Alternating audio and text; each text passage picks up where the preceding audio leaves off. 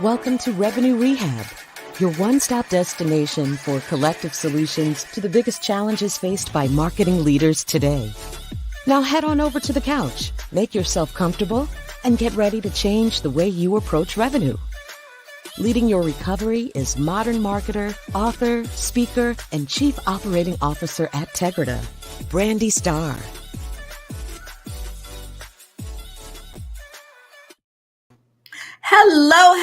Hello, and welcome to another episode of Revenue Rehab.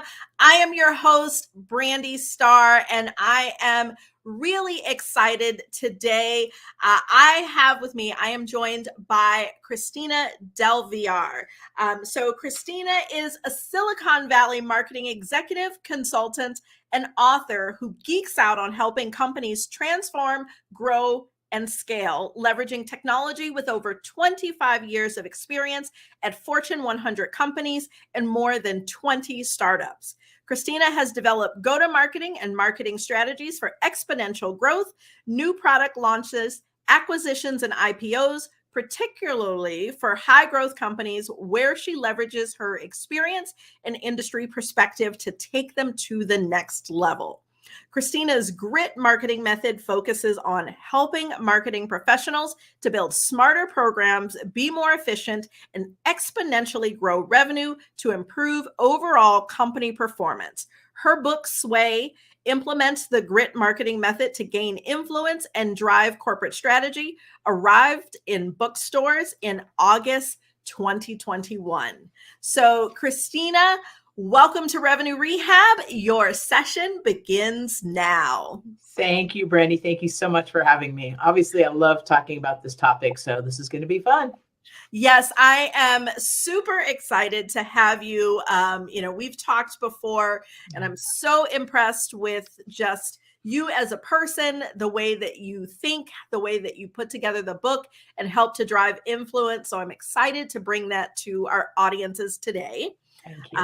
But before we jump into it, I like to break the ice with a little bit of a woo-saw moment that I like to call buzzword banishment. So we all have those buzzwords that are overused, that we cringe every time we're heard or every time they're said. So Christina, this is your opportunity. What buzzword would you like to banish?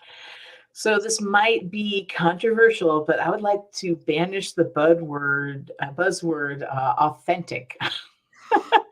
I know. You know what? I think the reason is because I think it's used incorrectly, right? Because people are judging people based on authenticity and they're saying, oh, that person isn't authentic. When in fact, they are authentic. We might just not like them or like the way they're doing things, right? So when you say that about a person or a company, maybe they really are being authentic. Again, it's just not the same culture or tone that you're used to. So maybe not banish it, but make sure that people understand the definition of it. Really, really interesting that is your buzzword. A couple of episodes ago, I guess that was episode 2, I talked to Andrea Lechner-Becker, and we were, Andrea, and we were talking about, when you are not super ladylike in the boardroom and how that, bias of women executives especially happens. And so her and I talked a lot about authenticity and being your authentic self. And I think that, so if for those listening, if you haven't listened to episode 2, make sure to jump back a couple episodes and give that one a listen after you finish this session with Christina and I, because we do talk a lot about the fact that being your authentic self also means that, people don't always like it. Right, exactly. So, okay, as much as I love the word authentic and authenticity, we will put it in the box, we'll lock it up, and at least for this session, we will throw away the key. Perfect. So now that we've gotten that off our chest, tell me what brings you to Revenue Rehab today? Well, I am super excited to be here. When you mentioned in the intro what my book is about, my book is really all about the influence that people, especially marketing people, but everyone in an organization can have to help drive that revenue. So obviously you are talking all about revenue.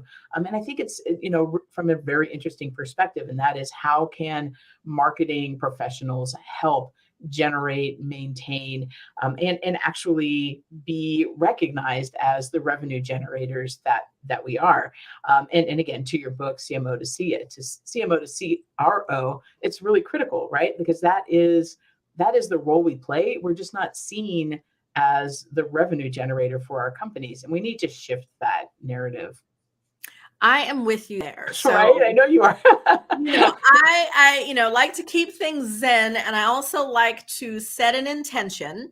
And it helps keep us focused, and it helps our audience to understand what are we trying to accomplish today. So I'd like to set an intention with you. What are your best hopes for our talk today, or what do you want people to take away from our conversation?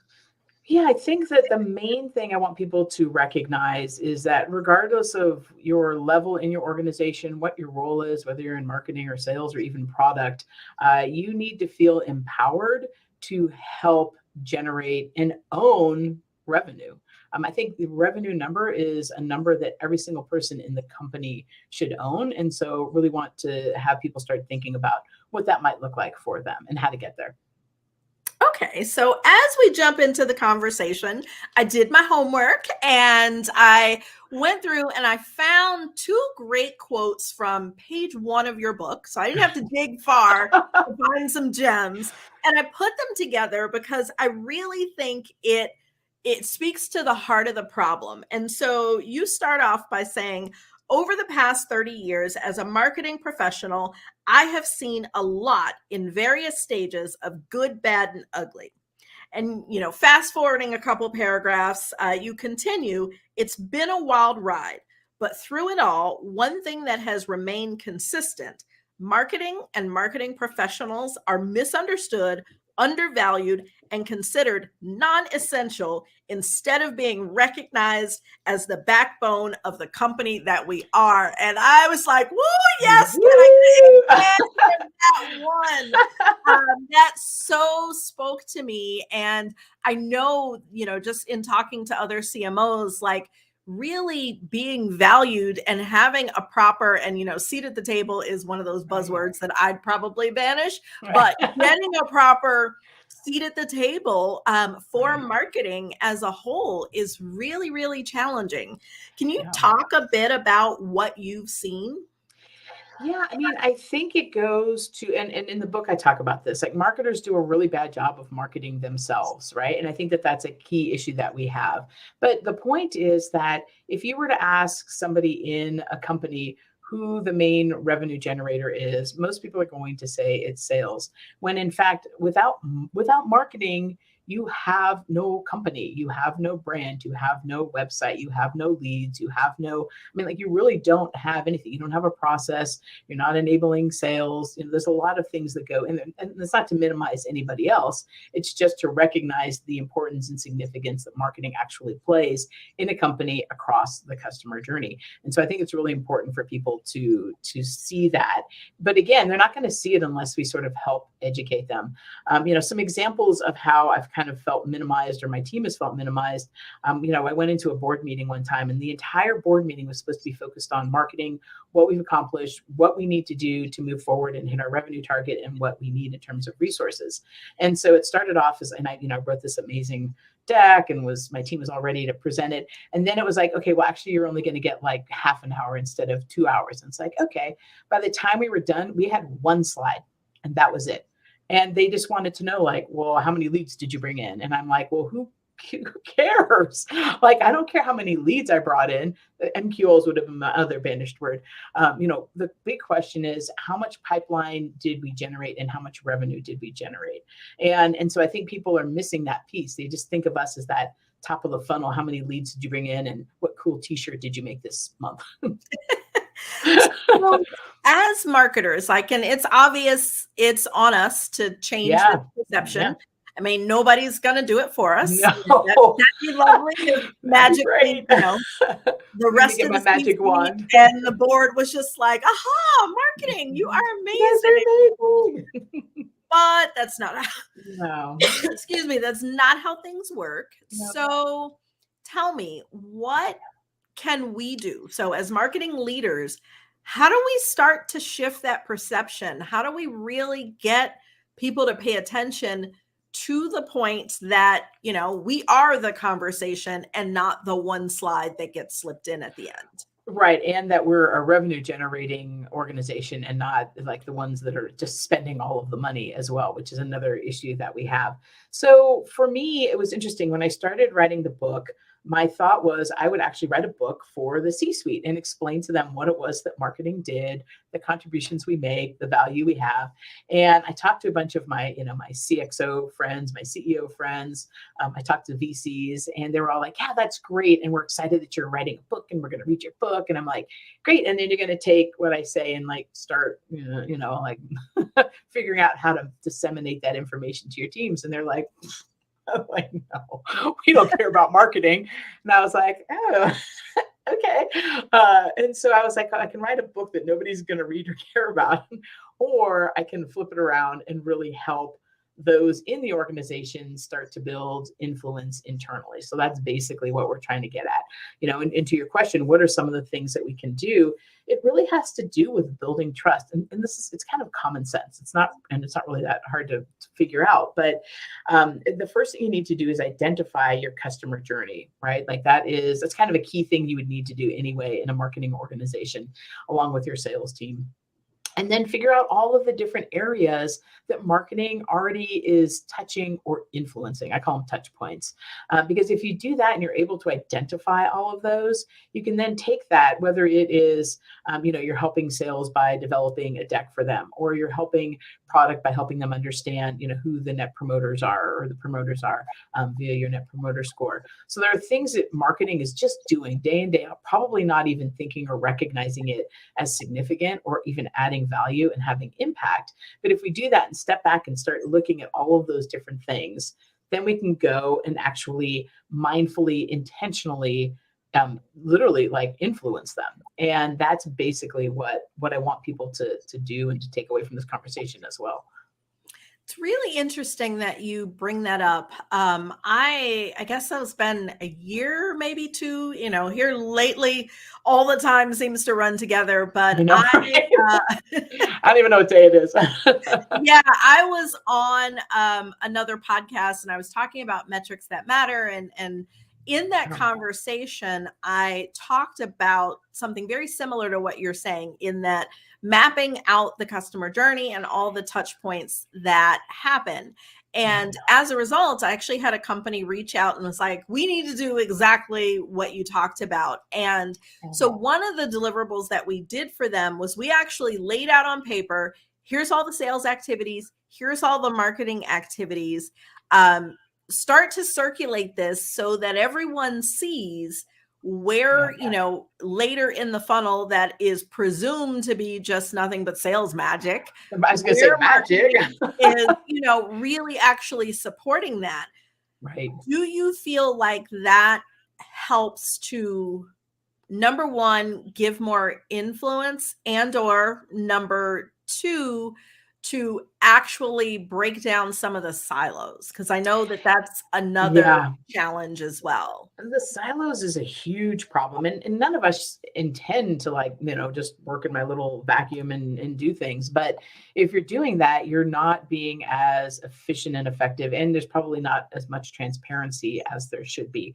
So yeah, I really feel strongly that you need to identify, like you're saying, that customer journey and all of those little points, right? So for example, I mean, I've got a million examples in the book in particular, but I call it a map of influence, right? Like this is literally your map of influence. It looks at all of the touch points from product to marketing, because there's still opportunities within marketing, to sales, to customer support and success. And whether it is helping customer success identify and then give feedback to product in terms of what features and functionality should be prioritized. I mean, like, these are just like some super simple things that we're likely already doing, right? We're just not really identifying them as areas that we can actually control and help other people understand, how we're helping with that, right? We just kind of go about our daily business and we just naturally start doing things, and we take on more and more things as marketers.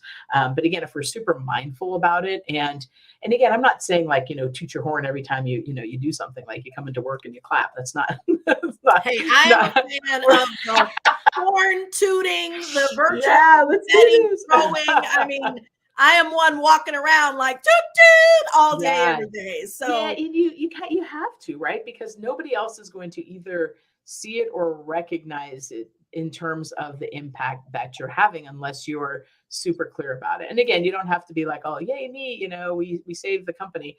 Actually, you might want to do that, but just make sure that people understand that this is your contribution, and it was intentional too. It wasn't, oftentimes, I get people going, oh my God, wow, this is what you predicted and this is what happened. I'm like, why are you so surprised?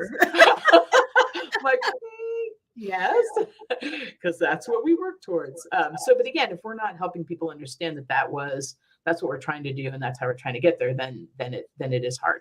And then sort of to your second question, like, how do you, building that trust, basically, then people don't question you. They don't question what you're doing. They don't question the impact. They don't question the resources you're asking for. They don't question the value you're bringing, because they already know you and believe in you and have that relationship. So it is a lot about relationship building, and it might seem sort of tedious in the beginning to like continually go to lunch and have coffee, or talk on Zoom or whatever it is. But it's really critical that everybody in the organization really believes in you and your team and what it is that you guys are doing.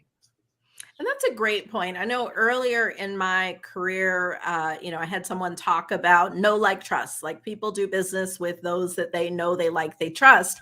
Yeah. And that was said in the context of the customer Right. to the business. But Yep. the point that you're making really is spot on, that internally within the organization, being known, being liked, and being trusted is really valuable in actually being able to have the influence that you seek. Right. Or even to do your even to do your job, right? Like, there are times when, you maybe want to do a webinar, or you want to do a thought leader series, for example, and, maybe it's going to cost money, but you really know that this is actually going to help nurture and shorten that sales cycle. But if people don't understand what you're saying, or understand that it can shorten the sales cycle or increase revenue because now you've done a better job explaining what it is that your product actually does with these thought leaders, that are external and non-biased to your organization, then they're not going to understand why we need to shift budget from here to here potentially, or why I need IT to set up this room so we can have a better studio for our webinars. And so when you get to that point where they understand, and they understand what it is that you're bringing, and again, that's on us to help people understand and recognize that. And again, I think we've just done a really bad job, because we just we just do our job, and just like, going to do my job. I don't need to then tell people what it was that I did, why I did it, and the impact that it had. But I think we need to start thinking about it. And I want to shift gears a little bit, because I love methodologies. Like, I am one that likes steps and, lay it out for me, give me something to work from. So I want to shift and talk a little bit about the GRIT methodology. I love the acronym for starters. So tell us, what is the GRIT methodology, and how does that help us to have influence? Yeah, so it was one of those things. I do love processes and methodologies, and I don't know, for some reason I was in an acronym kind of mood that day, but it actually fit well. So the GRIT marketing method, there's obviously 4 pieces to it. The first one is go to market strategy, which is really critical, and we can talk a lot about that. But basically, at the end of the day, companies aren't thinking about things as strategically as I think they should. They might have had a goal set a long time ago, but that's not the guiding principle that they're leveraging to do everything going forward, which is really interesting. And so I think that people need to understand that. The R stands for RPM, which is repeatable, predictable, and measurable. And this is how marketers can also start building trust and influence, is by, instead of like creating 5,000 pieces of content, create 10 really good ones that you can reuse and use in different ways and repurpose and reposition and recycle. And so that's basically what that gets to, because then there's consistency in what you're doing. The message is always clear. And so that gets to that predictability. And then hopefully you can measure it and really understand the impact that it's having. So that's the RPM. The I stands for intention, which I talk about a lot. Like, I think people need to be doing things intentionally. I always ask the question, somebody will come to me and they'll be like, "Ooh, can we do this show?" And I'm like, "Great. Well, will it help us get to our end goal?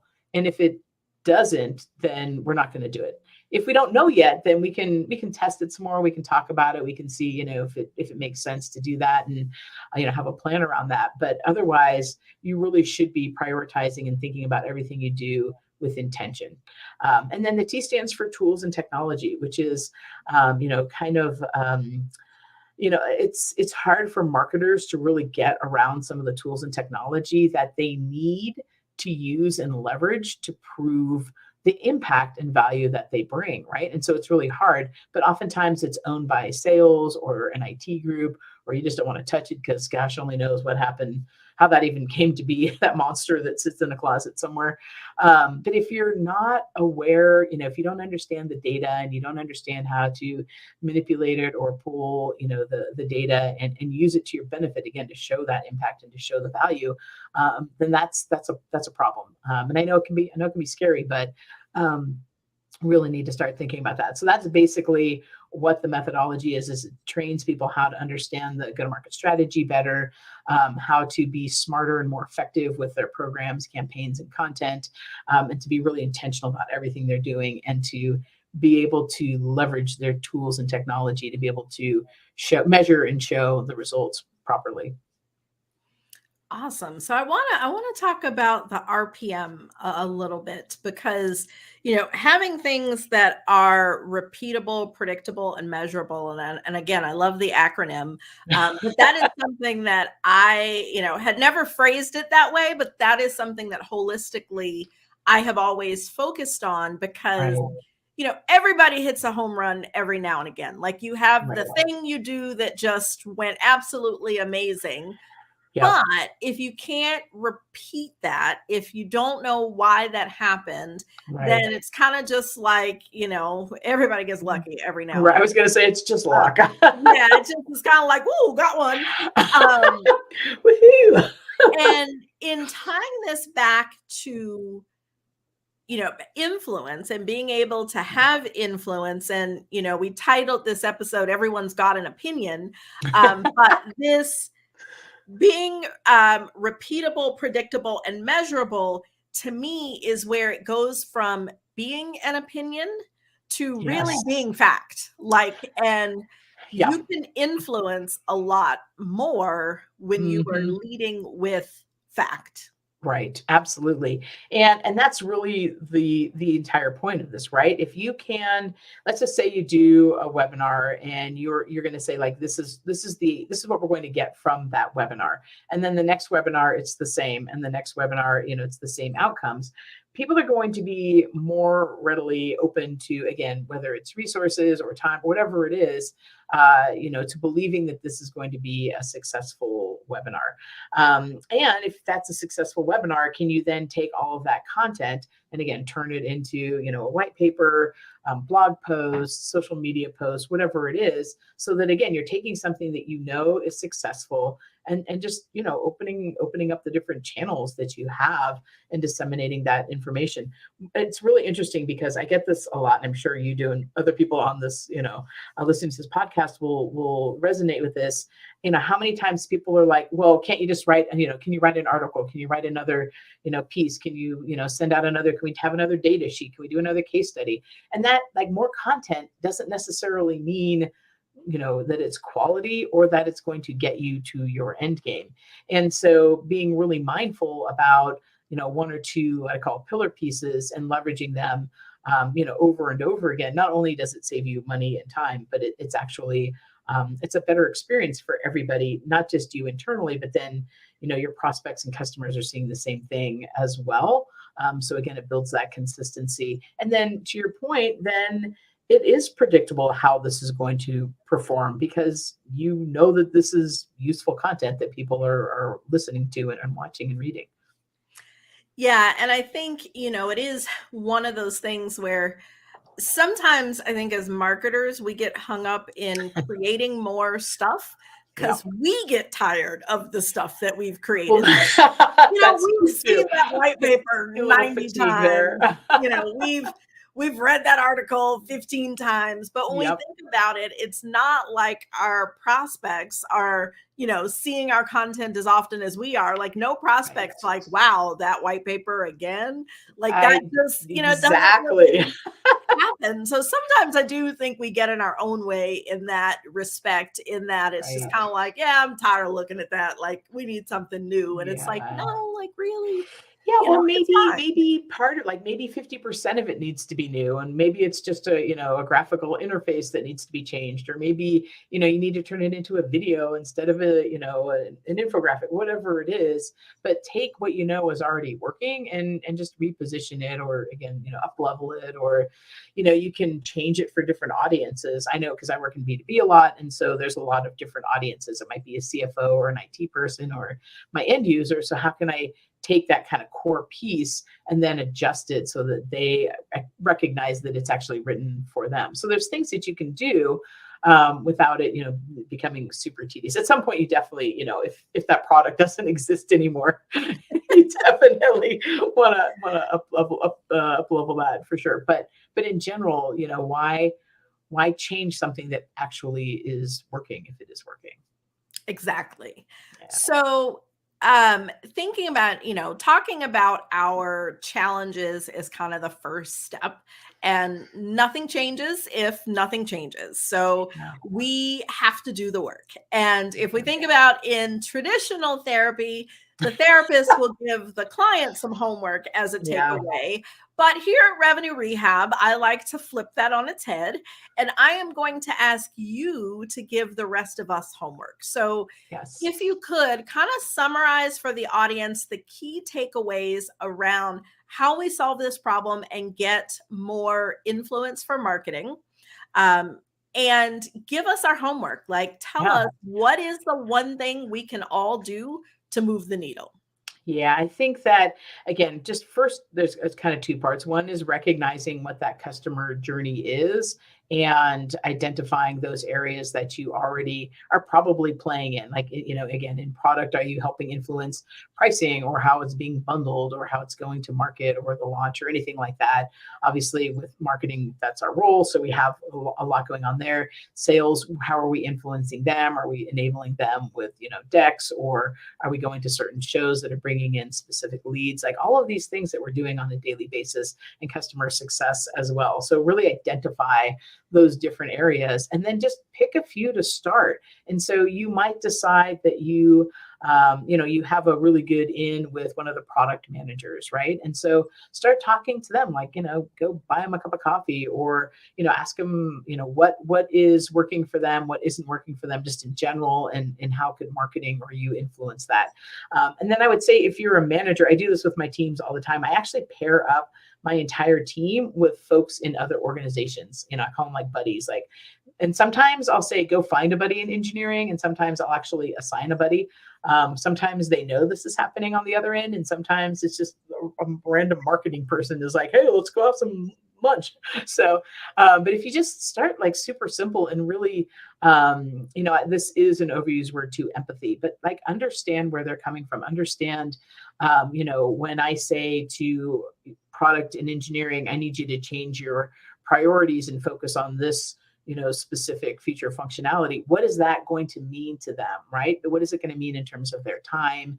What is it going to mean in terms of like maybe somebody can't go on vacation now? There's all kinds of things that are happening that we also don't see. And so starting to build those relationships is how you're going to start learning a little bit more about that, having more empathy, and then starting to build that trust.